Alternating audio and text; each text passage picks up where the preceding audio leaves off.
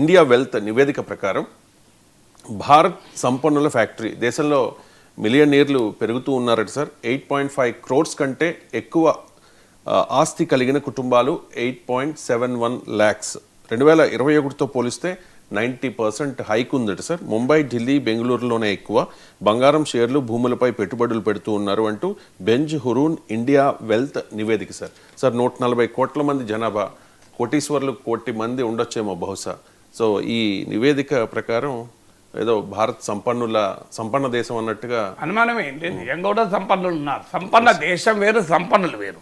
రెండింటి మధ్య తేడా ఉంది. మీకు కోటీశ్వర్లు అన్న పదానికి ఇప్పుడు అర్థం లేదు. హైదరాబాద్లో ఒక చిన్న అపార్ట్మెంట్ ఉన్న కోటీశ్వరుడే. అది పాత కాన్సెప్ట్, లక్పతీలు, కోటీశ్వర్లు అని. ఇలా హైదరాబాద్లో కాదు, తెలంగాణలో ఒక 3 ఎకరాల భూమి ఉన్న కోటీశ్వరుడు, 2 ఎకరాలు ఉన్నా. తెలంగాణ మారుమూల పల్లెల్లో కూడా ఒక 10 ఎకరాలు ఉంటే కోటీశ్వరుడే. పంట పండని 10 ఎకరాలు ఉంటాయి. అందువల్ల మీకు పాయింట్, ఆంధ్రాలో కూడా బహుశా ల్యాండ్ రేట్ అట్లుందో లేదో నాకు తెలియదు, మీరు చెప్పాలి. తెలంగాణలో అయితే నేను చూస్తున్నా. సో అందువల్ల అది ఇష్యూ కాదు. కోటీశ్వరుడు అన్న పదానికి ఇప్పుడు మీనింగ్ లేదు.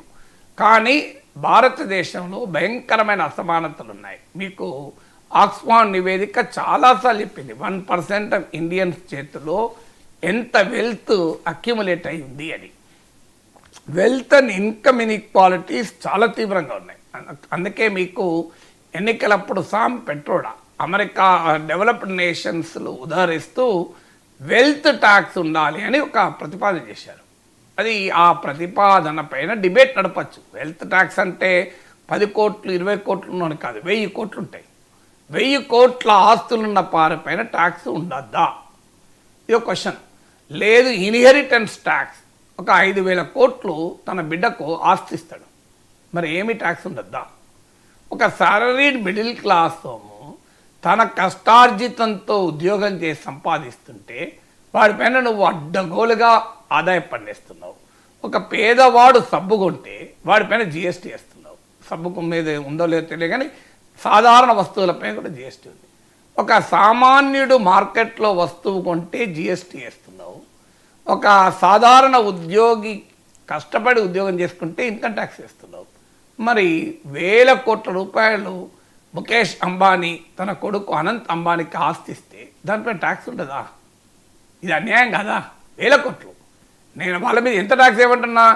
10% ఏమని అంటలేను, 1%. ఒక 1000 కోట్లు నువ్వు బిడ్డకు, నీ కొడుకు లేదా కూతురుకు ఆస్తి ఇచ్చావు. 1000 కోట్లు ఒక టార్గెట్ పెట్టుకో, 100 కోట్లు పెట్టుకో, 500 కోట్లు పెట్టుకో. 1000 కోట్ల ఆస్తి నువ్వు వారసత్వంగా ఇస్తున్నావు. 1% ఇవ్వు అంటే ఎంత? 10 కోట్లే కదా. 1%కి ఎంత అవుతుంది? జస్ట్ 10 crores అవుతుంది కదా. 1000 కోట్లలో 10 కోట్లు ప్రభుత్వానికి ట్యాక్స్ కట్టి 990 కోట్లు ఇచ్చేసుకో. ఇది ప్రపోజల్. ఈ ప్రపోజల్ పైన మోడీ ఏమన్నాడు తెలుసు? ఎలక్షన్స్ అప్పుడు మీ మంగళసూత్రాన్ని తీసుకెళ్ళి ముస్లింలకు ఇస్తుందట కాంగ్రెస్ పార్టీ. మీ అపార్ట్మెంట్లు తీసుకుపోయి ఇస్తారట. మీ పొలం తీసుకుపోయి, మీ ప్లాట్ తీసుకుపోయి ముస్లింలకు ఇస్తారట. ఈ స్థాయిలో దేశ ప్రధానమంత్రి క్యాంపెయిన్ చేశాడు. ఏం చెప్పంటారు చెప్పండి? సో ఆ కాన్సెప్ట్ ఏమో వెల్త్ ట్యాక్స్, ఇన్హెరిటెన్స్ ట్యాక్స్. దాని ప్రచారం ఎక్కడ దాకా వచ్చింది? మంగళసూత్రంకి వచ్చింది. మంగళసూత్రాలు తీసుకుంటాడండి వాడన్నా, అది కూడా ముస్లింలకు ఇస్తారు. మళ్ళీ చూడండి ఎంత రెచ్చగొట్టడు. ఇది మన దేశంలో ఉన్న పొలిటికల్ డిస్కోర్స్. ప్రైమ్ మినిస్టర్ నడిపే ఎలక్షన్ డిస్కోర్స్. సీరియస్ డిబేట్ ఎక్కడ దేశంలో? నిజంగానే ఇన్ఈక్వాలిటీస్ ఉన్నాయి. Amartya Sen inequalities are the root cause of poverty అని దేశంలో పేదరికానికి మూలం అసమానతలు అంటాడు. అమర్త్య సేన్ పక్క పెట్టండి. ఇటీవల ఆర్ఎస్ఎస్ స్వదేశీ జాగరణ్ మంచ్కు సంబంధించిన ఎకనామిక్ భేటీ జరిగింది. 80 మంది హాజరయ్యారు ఢిల్లీలో. దాంట్లో మురళీ మనోహర్ జోషి మాట్లాడుతూ చెప్పాడు, అమర్త్య సేన్ కోట్ చేశాడు. అమర్త్య సేన్ బీజేపీని వ్యతిరేకించే అర్థశాస్త్రవేత్త, బీజేపీ కూడా అమర్త్య సేన్ని వ్యతిరేకిస్తారు. అమర్త్య సేన్ కోట్ చేస్తూ ఈ జీడిపి లెక్కలతో మోసపోకండి, ప్రజల జీవన ప్రమాణాల గురించి ఆలోచించండి. మీరు గూగుల్లో కొట్టండి, వస్తుంది. Murali Manohar Joshi on quotes Amartya Sen in RSS beat అని. ఎవరు? ఆర్ఎస్ఎస్ సమావేశంలో మురళీ మనోహర్ జోషి మాట్లాడింది, ఇంకా వేరే వాళ్ళు మాట్లాడింది కాదు. మీకు దత్తాత్రేయ హోస్బోలే ఆర్ఎస్ఎస్ నాయకుడు, ఆయన చెప్తాను, మీరు గూగుల్లో కొట్టండి, అది కూడా వస్తుంది. ఏమన్నాడు? మన దేశంలో ఆ సంపన్నులను చూసి కాదు, ఇప్పటికీ 22 కోట్ల మందికి రోజుకు 375 రూపాయలు, డైలీ 375 రూపీస్ ఇన్కమ్, 22 crores. అదే గౌతమ్ అదానికి రోజుకు 1600 కోట్ల ఆదాయం ఉంది.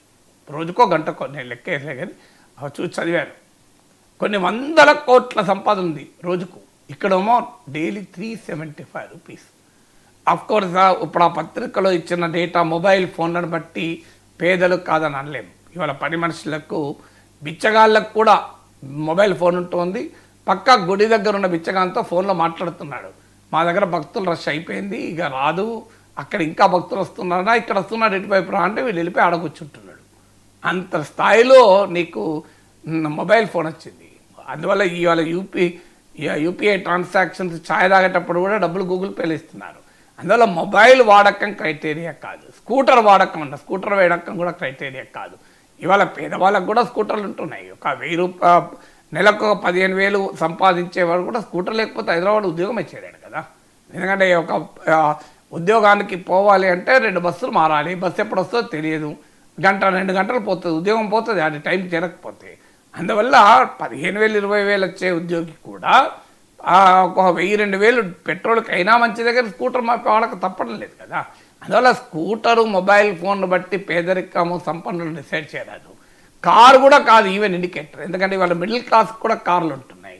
సో మిడిల్ క్లాస్ కూడా, మా దగ్గర ఆఫీస్ బాయ్ కూడా ఆర్ట్స్ కాలేజీలో కారు వాడేవాడు. ఏమయ్యా కారు వాడుతున్నా అని ప్రిన్సిపాల్కు లిఫ్ట్ ఇచ్చేవాడు. ప్రిన్సిపాల్ కారు లేకుండా ఆ రోజుల్లో ఆయన స్కూటర్ మీద వచ్చేవాడు. కొన్నిసార్లు ప్రిన్సిపాల్కి ఫోన్ చేసి, సార్ మీ స్కూటర్ అక్కడ పెట్టండి సార్, మీ ఇంటికి వస్తున్నా, నేను కార్లో పట్టుకొస్తానంటాడు. ఏంటంటే 40,000-50,000 ఆ రోజుల్లో సెకండ్ హ్యాండ్ కారు కొన్నాడు. ఇద్దరే భార్యాభర్తలు, ఒక్కడే కొడుకు. ఏమున్నా సార్ పీడ కొడుకు కూడా ఉద్యోగం చేస్తాను సార్, ఇక కారు ఉన్నది, అప్పుడప్పుడు వాడుతున్నా అన్నాడు. ఇవాళ చాలామంది మిడిల్ క్లాసెస్ కూడా కారు మెయింటైన్ చేయగలుగుతున్నారు. 2 టీచర్లు ఉంటే ఖచ్చితంగా కారు ఉంటుంది. అందువల్ల కార్లను కూడా నేను ఇండికేటర్గా తీసుకుంటలేను. But it is a reality. మన దేశంలో 100,000 కోట్లు పోగుపడుతున్నాయి. మనం చూసాం కదా, ముఖేష్ అంబానీ కొడుకు పెళ్లికి 5,000 కోట్లు ఖర్చు పెట్టాడు. అదే బిడ్డ మంగళసూత్రానికి పెసరంత బంగారం కొనలేని కుటుంబాలు చాలా ఉన్నాయి ఈ దేశంలో. ఇది అసమానతలు అనేది ఈ దేశ కళ్ళ ముందట జరుగుతున్నాయి కదా, అని అనుమానం ఏమున్నది. సో ఈ అసమానతలు భారతదేశంలో పోవాలి. ఇలా జీడిపిలో మన ప్రైమ్ మినిస్టర్ ఎప్పుడు చెప్తుంటాడు, 4th largest economy, 3rd largest economy అవుతాను. ఎన్నడన్నా చెప్పాడు పర్ క్యాపిటల్ ఇన్కమ్లో ఇండియా ర్యాంక్ ఎంత అని, తలసరి ఆదాయంలో భారతదేశ ర్యాంక్ ఎంత అని ఎప్పుడు చెప్పాడు చూడు మోడీ మీకు. అది కూడా నిజంగా తలసరి ఆదాయం అంటే అదాని ఆదాయం ప్లస్ అడుక్క తినేవాని ఆదాయం /2 = తలసరి ఆదాయం. తలసరి ఆదాయం కూడా లెక్క కాదు. నాకు 1000 ఆవులు ఉన్నాయి, నా దగ్గర పశువులు కాసేవాడికి 2 ఆవులు ఉన్నాయి. ఎవరేజ్ ఎంత వస్తుంది? 1,002/2 అంటే 501 ఎవరేజ్ వస్తుంది. అంటే సగటున మా ఇద్దరికి 501 ఆవులు ఉన్నాయి. అయినా కూడా తలసరి ఆదాయంలో కూడా మన ర్యాంక్ ఎంత మీరు గూగుల్లో కొట్టండి వస్తుంది. India's rank in per capital income 3rd ఉన్నామా, 4th ఉన్నామా, 10th ఉన్నామా, 50th కూడా ఉన్నామో లేవు, 100 పైన ఉన్నట్టున్నాం. I'm not subject to correction. ఒకసారి గూగుల్లో మీరే వెరిఫై చేయండి. 2.66 lakhs per. అది కాదు ర్యాంక్ నడుతున్నా. India's ranking in per capital income in the world. ప్రపంచంలో తలసరి ఆదాయం విషయంలో మన ర్యాంక్ ఎంత అని చూడండి మీరు. 4th లార్జెస్ట్, 3rd లార్జెస్ట్ అని రోజు మాట్లాడే నరేంద్ర మోడీ, మీరు మన ముఖ్యమంత్రులు, ప్రధానమంత్రులు ఎందుకని పర్ క్యాపిటల్ ఇన్కంలో మన ర్యాంక్ ఎంత అని మాట్లాడరు? హ్యూమన్ డెవలప్మెంట్ ఇండెక్స్, మానవాభివృద్ధి నివేదిక అంటారు. అంటే education, health, sanitation, nutrition, immunisation, వీటిలో దీని మీద మాట్లాడేందుకు ర్యాంకు? హ్యూమన్ డెవలప్మెంట్లో మన ర్యాంక్ ఎంత అని మాట్లాడేందుకు? ఎందుకంటే వాళ్ళకు కూడా తెలుస్తుంది. అందువల్ల ఈ గణాంకాలు చెప్పడంలో ఎక్స్పర్ట్స్. అదే కాదు, భారతదేశ పౌరసత్వాన్ని వదులుకుంటున్న వారి సంఖ్య రోజు రోజుకు పెరుగుతుంది. ఎక్స్క్యూజ్ మీ సార్, ChatGPT అడిగాను sir. India's per capita income rank GDP per capita nominal is 136th out of about 189 countries. 189 దేశాల్లో 136 ర్యాంక్. कभी भी नरेंद्र मोदी जी ने बात करे क्या? हमारा देश ने पर कैपिटा इनकम में 136 रैंक में है अनानडा.